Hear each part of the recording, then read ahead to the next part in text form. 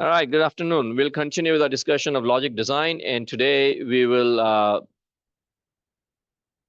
discuss and look into logic gates. Logic gates are basically the foundation of all modern electronics that we deal with today. Okay, so let's bring up OneNote and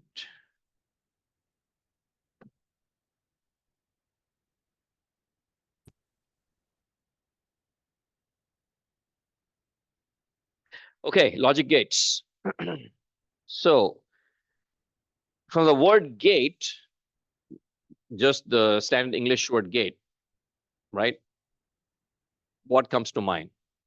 Think it's a pathway or entryway. It either blocks or it permits something to go through, right? So logic gates are kind of the electronic digital equivalent where it allows the output to come through based on certain inputs. Okay. So there are three fundamental types of logic gates. One is the NOT gate. The other one is called the OR gate. And the third one is known as the AND gate. These are the three primary functions. Okay, three primary functions in logic gates. So first up is the NOT gate, N-O-T, NOT. Okay. Now the NOT gate itself, the word NOT simply represents the output is inverted. It represents inversion or the opposite.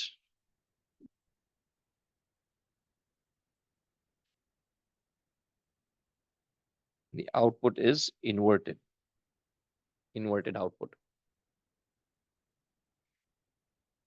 In logic design, we state that the output for NOT gate would be 1 if the input is 0, and the output would be 0 if the input is 1.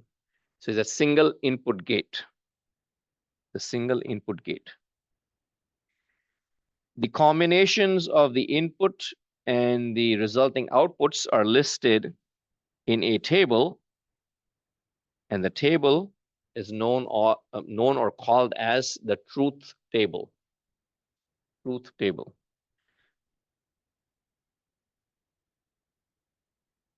So it lists all possible combinations of the input and their resulting outputs.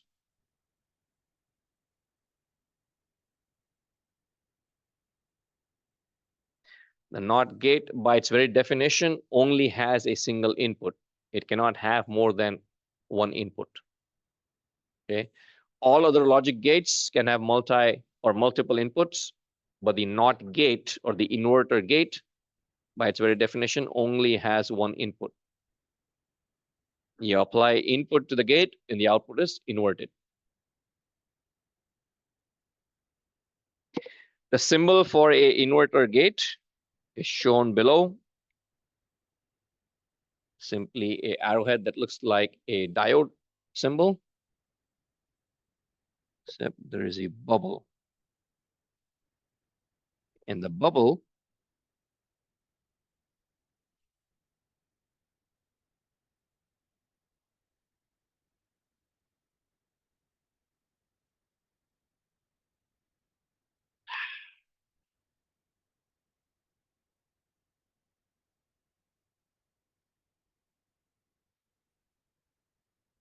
indicates that the output is inverted. This is a very important symbol. If you see this on any gate or any logic device, it simply means it's the opposite. Okay, the bubble indicates it's the opposite. Or in this case, inverted.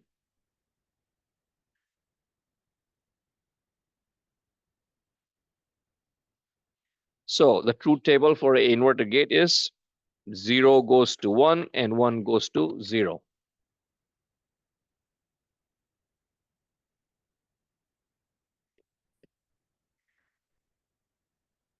All right, let's take a pause.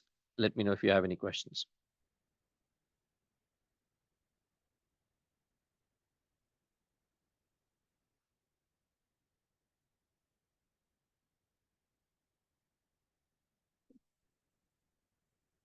Okay.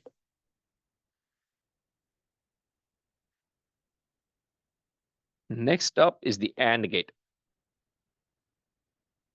Now, AND, as the word suggests, if you were to translate this simply from the English language into normal arithmetic, 1 and 1, what would you think? Exactly.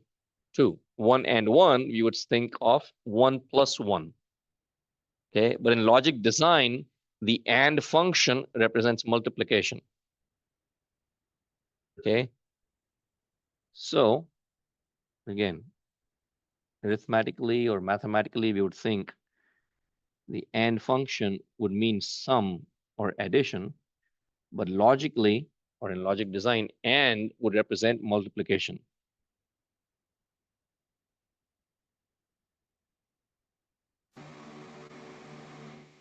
Right? Multiplication. And so an AND gate that has 2 inputs, we would read this as A and B. Like A, and we would use and as sort of a verb, A and B, or A multiplied with B. The resulting truth table basically gives us logic 1 when both inputs are 1. And a funny statement would be the output is high when both inputs are high. Okay. The output is high when both inputs are high. And this is, of course, for a 2-input AND gate. A 0 and 0 would give you a 0. 0 and 1 would give you a 0. 1 and 0 would also give you 0. All outputs, all possible combinations of inputs would give you a 0 at the output unless all inputs are high or all inputs are 1. Okay. Yes. That's logic level. That's how the system's been designed. Okay. So plus 5 volts, logic high or 1. 0 volts, logic 0 or 0 or low. So logic low and logic high.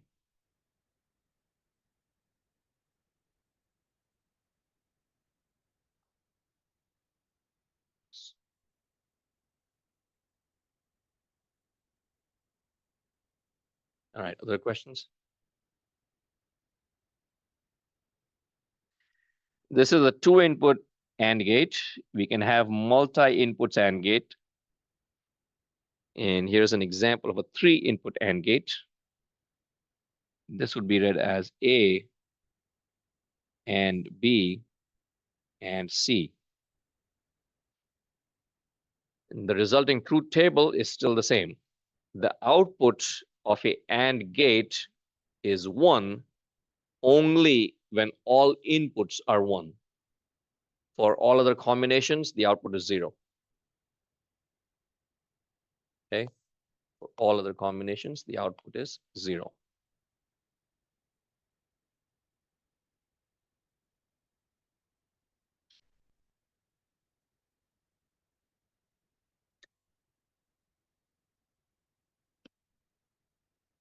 Which is indicated here.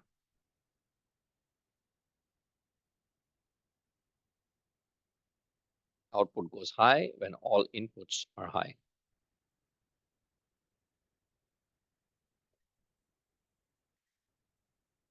Then we have the OR gate, OR.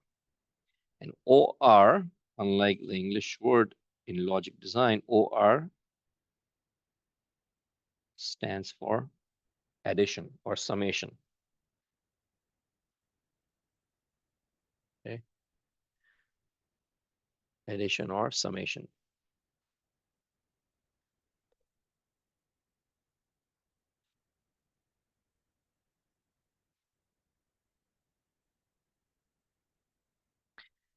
So in an OR gate, the output is low only when all inputs are low.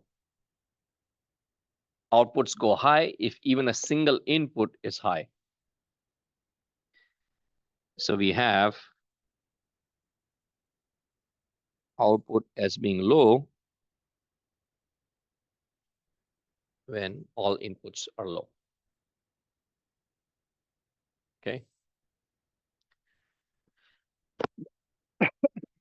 So represented as C equals A plus B or A or B. But because we use the mathematical symbol of plus, typically people just refer to it as A plus B. And for the AND gate, instead of being A and B, it just was A times B. Yes. So that's a good question. Why or how is 1 and 1 is 1? And are you asking for this or the AND gate? For this one or the AND gate? Or for both of them? So this one would be 1 plus 1 is equal to 1. We saw in the binary math that we would say 1 plus 1 would be 0, and then the carry would be 1. That's where it comes from. In terms of circuits, 1 would be representing plus 5 volts, 0 would be 0 volts. So if you had 2 transistors, or like a gate with multiple transistors, the output of that system would be plus 5 volts when any of the inputs goes to plus 5 volts. Okay. So the output is 1 when any one of the input is 1. And then we have yes. Okay. Then we have multi-input OR gates. It could be 3 inputs or multiple inputs, doesn't matter, more than 3, 4, 5, 6, 7 input OR gates. Top is still valid. The output is low only when all inputs are low. For all other combinations, the output is 1 or output is high. Yes.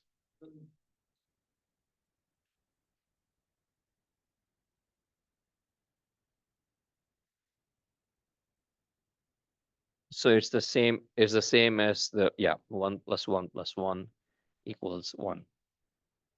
So any single input goes high, the output is still high. Yep. So logic circuits and digital logic is different than what we are used to.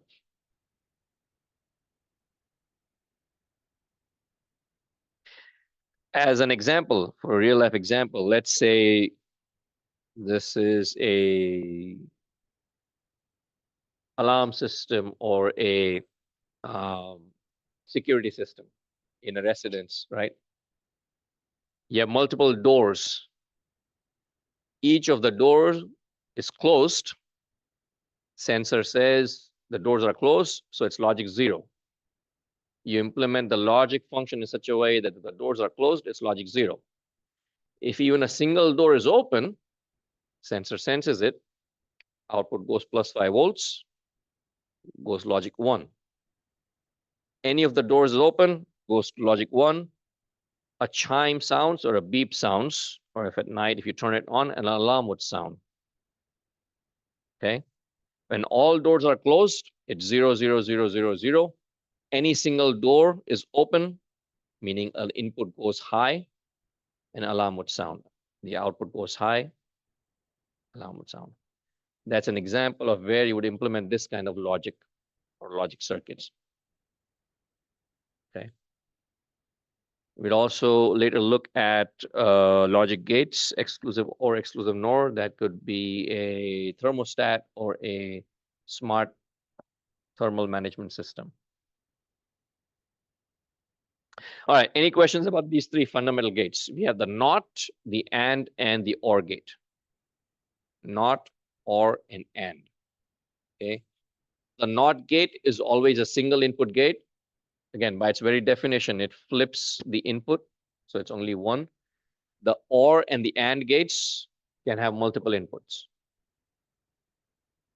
Okay. So based on these three, we can design two more gates. First one is the NAND. The next one is the NOR. So if you take a AND gate and feed the output of an AND gate into a NOT gate, we obtain what is known as a NAND gate.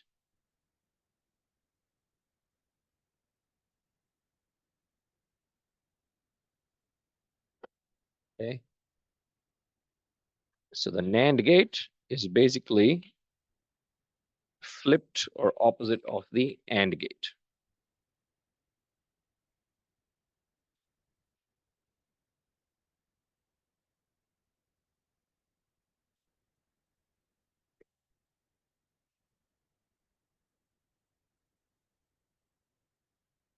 So let's derive the truth table for this. And you all can do this with me.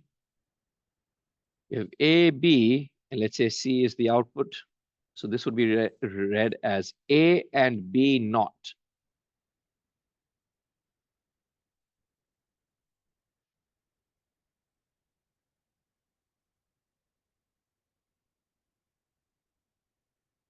A and B not. Okay. So now, if A is 0 and B is 0, what is C?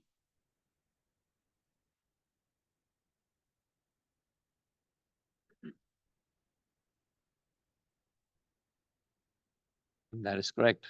Anyone else? Well, I already said correct, so. So you got 1. How about 0 and 1?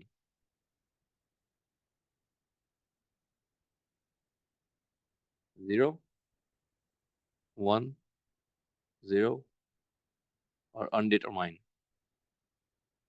So 0 and 1 would be 0 multiplied by 1. So the output goes 0.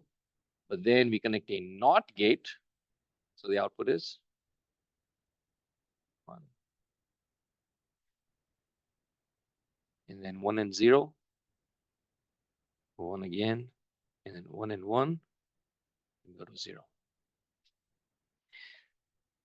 So the output of a NAND gate is high for all input combinations, except when all inputs are high.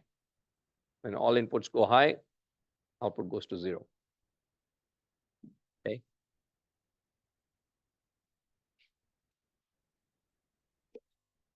That's the NAND gate. NOR gate is similar. You have a OR gate and feed the output to a NOT gate, and you get a NOR gate. So if you have A plus B, and then C is A plus B not.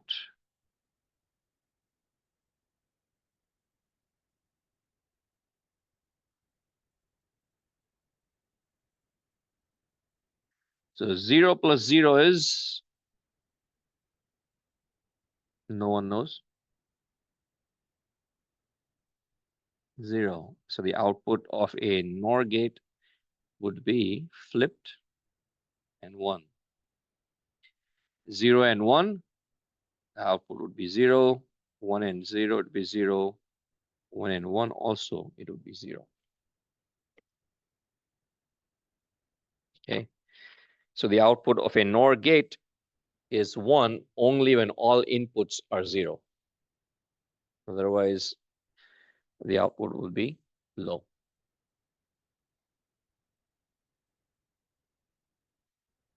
Okay, so here we have the NAND gate, basically taking the output of a AND gate and inverting it.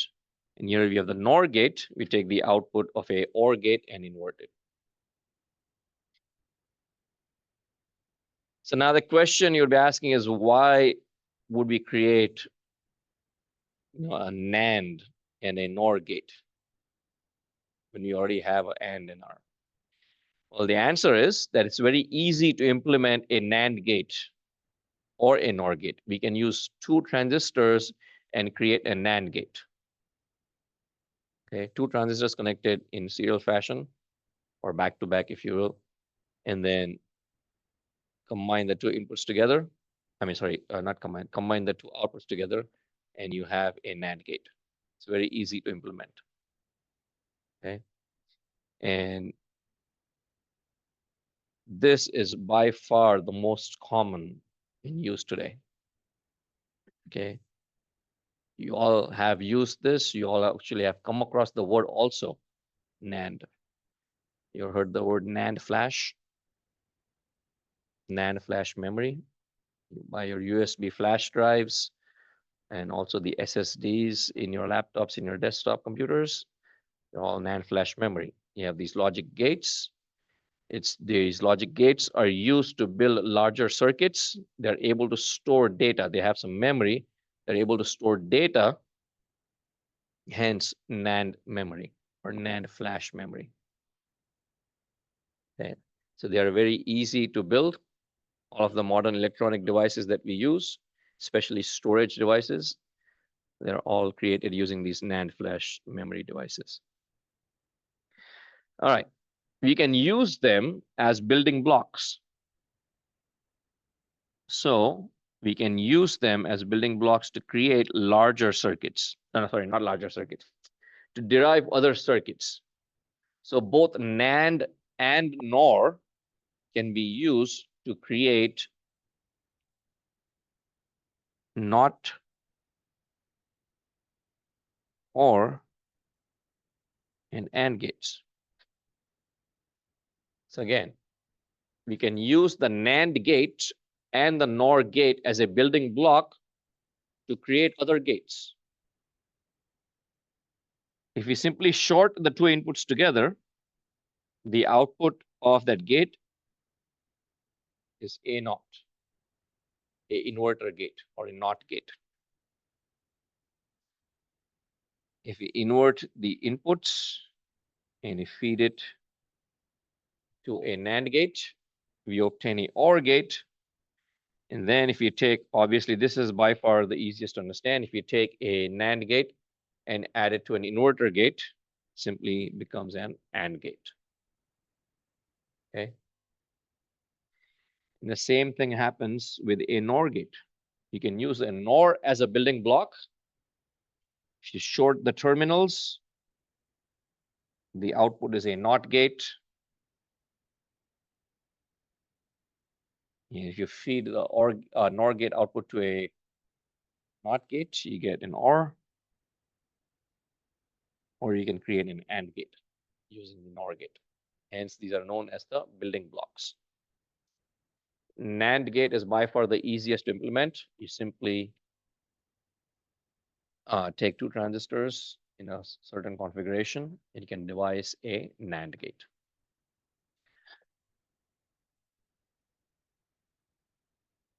All right, let's take a pause. Let me know if you have any questions.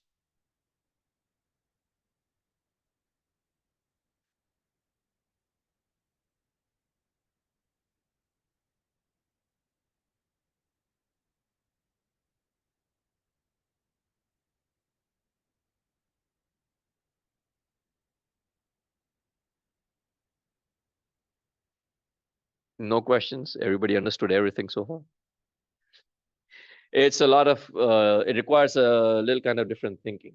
Again, as I said, these are building blocks for pretty much every digital circuit that we use nowadays. But the thinking required is a little different. Okay. And the way we can create these is governed by certain laws. Okay.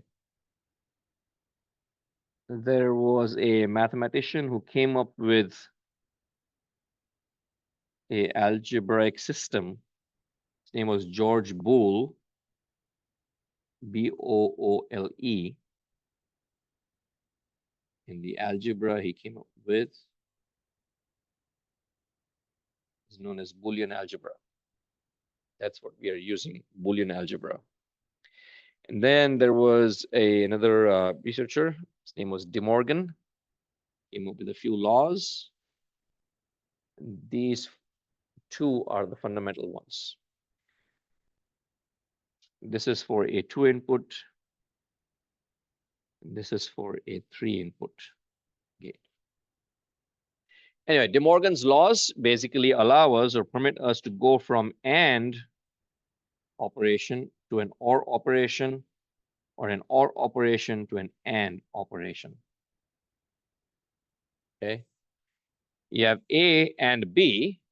A and B can be implemented as a OR operation by inverting the input. Okay, so A and B can become A naught plus B naught, the whole naught. If you look at this, let's see, A and B, it's an AND function. But if all we have at our disposal are NAND gates, how can we create this function, right? Or if all we have are NOR gates, how can we create this function? So it basically states A and B can be implemented as a NOR gate.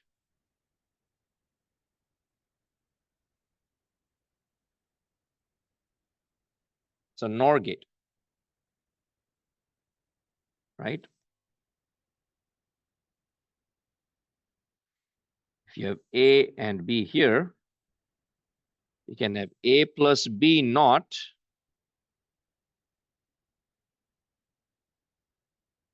A plus B naught. Yes, that's what we learned so far. But if we connect a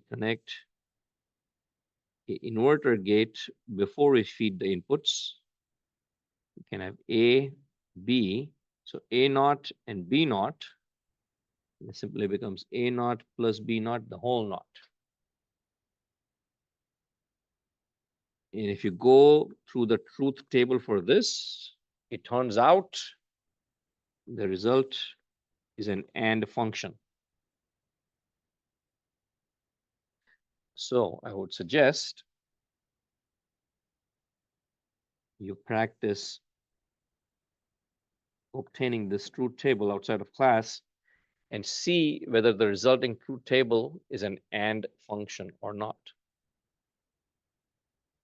Now, obviously, since we are going over this in class, that should be the result. Okay. So De Morgan's laws, 2 laws. You can go from an AND function to an OR function. And also you can go from an OR function to an AND function. A and B can be written as A naught plus B naught, the whole naught. And A plus B can be written as A naught and B naught, the whole naught. Too many knots. Are your brains tied up in a knot?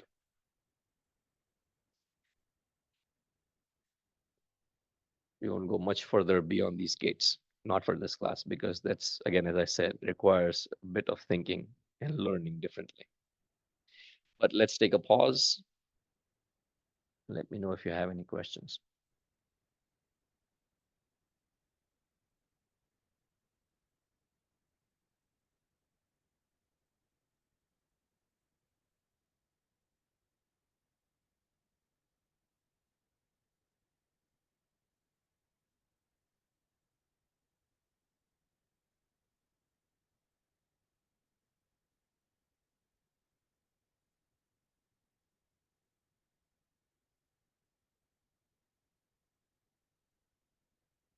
All right. So De Morgan's laws, those are the 2 primary ones, go from AND to OR and OR to AND. And the above, it's like 2 input gates, below it's 3 input gates. Then there are 2 more gates known as XOR and XNOR. The X stands for exclusive.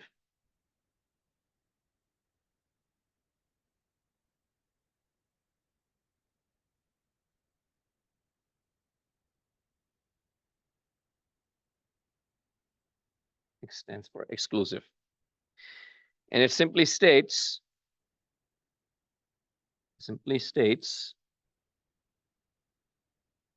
that if the two inputs of the XOR gate are the same, then the output goes to 0.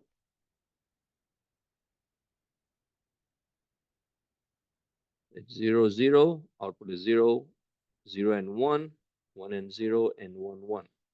If the inputs are the same, the output goes low. So 0, 0 is 0, and 1, 1 is also 0. But when the outputs are different, sorry, when the inputs are different, the output goes high. So 0, 1 is 1, and 1, 0 is also 1. Okay.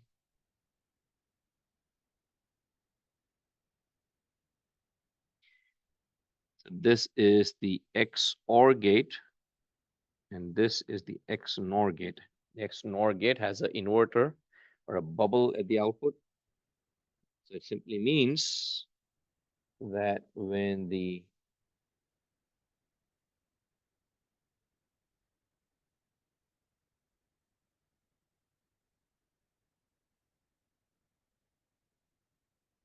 it simply means when the inputs are the same, the outputs go high, and when the inputs are different, the outputs go low.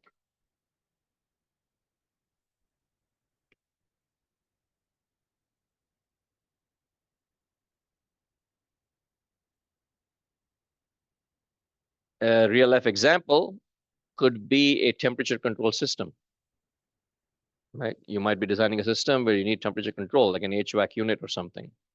Thermostats on the wall that are digital. You could have multiple inputs. You have those nowadays, right? In the smart thermostats, you put like a you have a central unit that might be on the first floor of a residence, and the other ones could be placed wirelessly in different parts of the residence, different rooms, right? All of those are sending input to the central unit. Okay. So let's say you have A and B. A could be your set temperature or desired temperature, and B could be your measured temperature. If your measured temperature, B, is the same as your set temperature, output is, well, depending on the system, output is either high or low, right? If both inputs are the same, system is stable, it's not doing anything. If there is a difference between A and B, meaning one of the inputs goes high, then the function is that it should change. It should do something about it. So if it's an HVAC unit, you have your desired or set temperature as A and your measured temperature is B, the output flips, your system or HVAC unit turns on. In a regular thermostat, there's only one input. Smart thermostats nowadays have multiple inputs. Whether they are wired or wireless doesn't matter. Okay, so you get a multiple input OR gate, or sorry, XOR gate. If all the inputs are the same, meaning all inputs tell you that they are set according to the desired temperature, then your system is off. When even a single one of the input changes, then the output of that gate changes and the system turns on. And that's how we would use a logic circuit. Does that make sense? All right. All right, any questions? Again, as a recap, we have three main gates, NOT, AND, and OR. Arithmetically, we are simply talking about inversion of the input for NOT gate, addition or summation for an OR gate, and then multiplication for an AND gate. Okay. When you combine these together, you get a NAND and a NOR. And the NAND gate is very easy to implement in circuits simply by using two transistors. And so many of the gates that we use are made out of NAND gates. And we can use both of the NAND and the NOR gate as a building block to create other gates.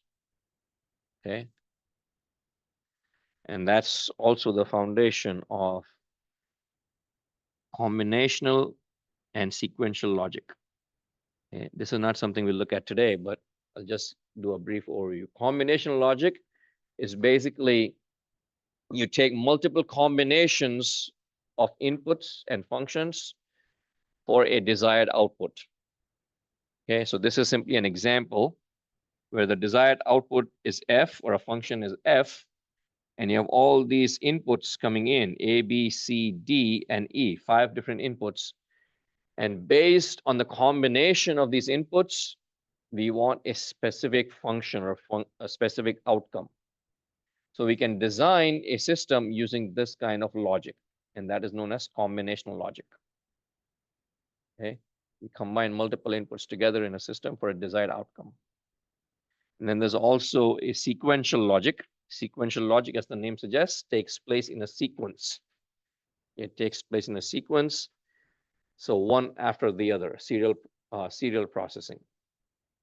Okay, so there's a sequence of events and sequential logic, and for that we use a clock to synchronize everything. So if it's different parts of the circuit, we need a digital clock that synchronizes everything. A clock is nothing but a square wave. Presence of voltage is 1, absence is 0. Okay, so we'll look at that on Friday, the next class. So we have covered, it seems like we have covered a lot of material, and it's true in a short period of time today. So please spend time outside of class, go through everything that we have talked about, and reach out to me if you have any questions. Okay, but we'll end class here today, and we'll pick up here again on Friday.